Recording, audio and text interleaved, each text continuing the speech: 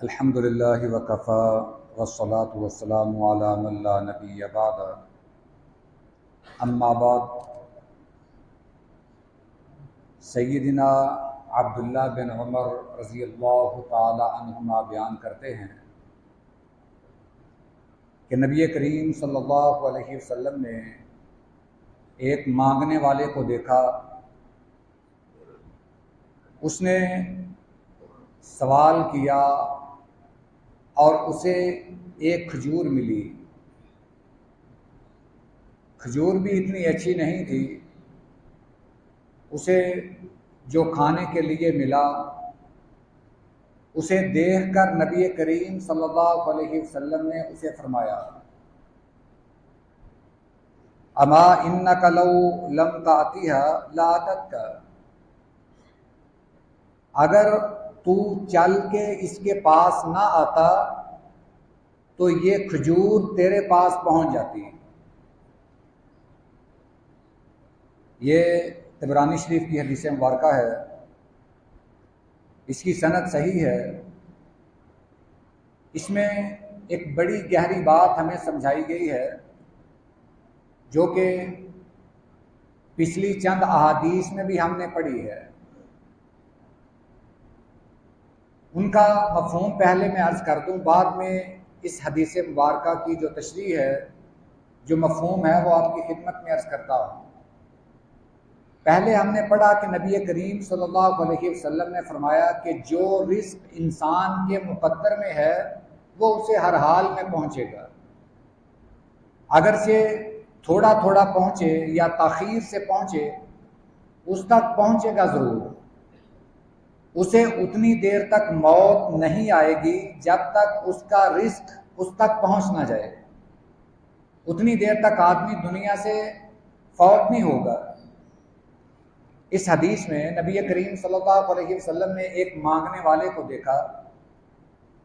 اس نے مانگنے کے لیے سوال کیا، جو اس نے سوال کیا اس کے عوض اسے کھجور ملی، کھانے کے لیے کچھ ملا، تو نبی کریم صلی اللہ علیہ وسلم نے فرمایا کہ تو یہ مانگنے کے لیے نکلا ہے، تو نے سوال کیا ہے، اس کے عوض تجھے کھجور ملی ہے، اگر تو یہاں نہ آتا تو یہ رزق تیرے پاس پہنچ جاتا۔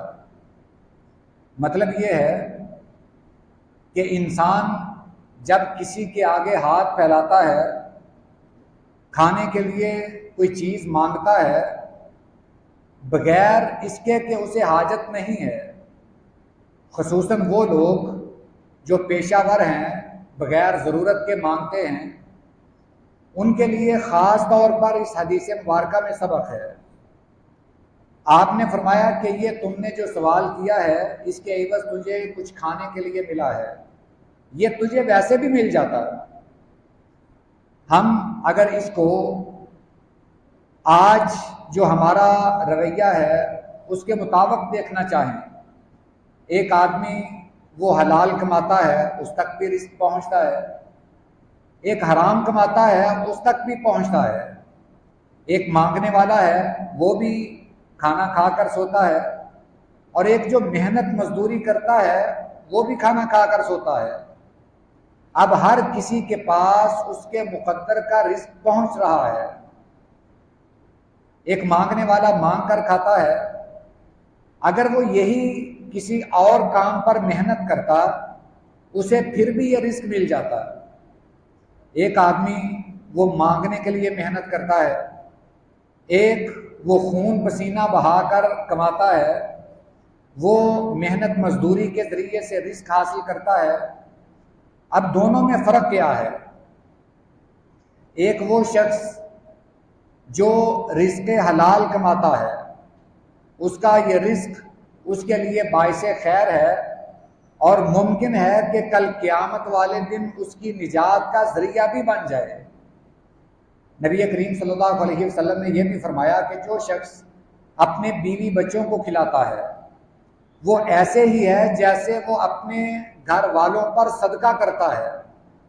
حالانکہ ضروریات تو ہم نے پوری کرنی ہے، اپنے گھر کا خرچہ تو چلانا ہی ہے، مگر جو آدمی حلال طریقے سے یہ تمام کام انجام دیتا ہے محنت مزدوری کرتا ہے، حلال روزی کے لیے کوشش کرتا ہے اور کما کر اپنے گھر والوں کو کھلاتا ہے، کھلایا اپنے گھر والوں کو ہے، مگر اللہ کے ہاں اس کے لیے صدقے کا اجر لکھا جا چکا ہے۔ اور ایک آدمی جو ناجائز طریقہ اختیار کرتا ہے، اب بجائے اس کے ثواب ملے وہ تو گناہ گار ہوگا۔ اب اگر وہ اپنے بیوی بچوں کا پیٹ پالتا ہے، ان کا گناہ بھی اس کے سر ہوگا۔ اب جو شخص آدمی جو بھی اپنی حرام کمائی سے جس چیز کو پالے گا، ان سب کا وبال اور گناہ اس پر ہوگا۔ مثال کے طور پر اگر کوئی چور ہے، اب وہ چور کے لیے مال حرام ہے، جتنی دیر تک چوری کا مال اس کے پاس رہے گا وہ حرام کھاتا رہے گا۔ اگر بیوی بچوں کو کھلائے گا ان کا گناہ بھی اس کے سر ہے۔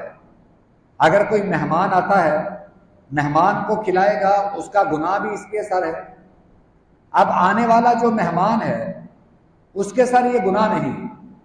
اگر کوئی آدمی کسی چور کے ہاں جاتا ہے، اس کا مہمان بنتا ہے، تو وہ مہمان گناہ گار نہیں ہے، یا اس کے گھر والے جو اس کے اس جرم میں ملوث نہیں ہیں وہ بھی اس میں شامل نہیں ہیں۔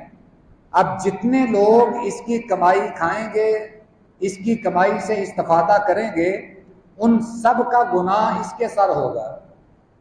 اب اندازہ کریں، یہ حقیقت میں تو شاید ہمیں چھوٹی سی بات معلوم ہو کہ ہم نے کسی کا حق مار لیا، کوئی چوری کر لی، ڈاکہ مار لیا، ہم یہ سمجھتے ہیں کہ ہماری ضروریات پوری ہو گئی۔ آیا ایسا جرم کرنے والا کبھی یہ سوچ سکتا ہے کہ قیامت والے دن اسے اس کا خمیازہ کیسا بھگتنا پڑے گا؟ قیامت والے دن اسے اس کی کون سی قیمت چکانی پڑے گی؟ یہ تو شاید اسے اندازہ ہی نہیں۔ یہاں تک فرمایا گیا کہ جو شخص کوئی چیز چرائے گا یا ڈاکہ زنی کرے گا، کسی کا حق مارے گا، قیامت والے دن وہ چیز 7 زمینوں کے برابر اپنے سر پر اٹھا کر لائے گا۔ اتنا انبار، اتنی سختی، اتنا بڑا اس کے لیے جو جرم ہے، اس کی سزا ہے، یہ ہمیں شاید دنیا میں سمجھ نہ آئے۔ یہ تمام جو باتیں ہیں، آپ نبی صلی اللہ علیہ وسلم نے ہمیں سمجھانے کے لیے یہ فرمایا کہ اگر یہ سوال کرنے والا محنت مزدوری کرتا، اس کا یہ رزق اس تک پھر بھی پہنچ جاتا۔ اس نے جو مانگ کر کھجوریں لی ہیں، اگر یہ محنت مزدوری کرتا تب بھی اسے مل جاتی، مگر اس کے طریقہ کار میں فرق ہے۔ ایک نے مانگ کر کھایا اور اپنے اوپر بوجھ ڈال لیا، اور ایک نے محنت مزدوری کر کے کمایا اور اس نے محنت مزدوری کے ذریعے سے ثواب حاصل کر لیا۔ یہ حدیث مبارکہ ہمیں سبق دیتی ہے کہ ہم ہر وقت اپنے اللہ کے در کے محتاج رہیں، لوگوں کی بجائے ہم صرف اللہ سے مانگیں، حلال کمائی کو ترجیح دیں، جو مقدر میں ہے انشاءاللہ وہ ہم تک پہنچے گا۔ اللہ تعالی ہمیں یہ عقیدہ بنانے کی اور اس پر پکا رہنے کی توفیق عطا فرمائے۔ وآخر دعوانا الحمدللہ رب العالمین۔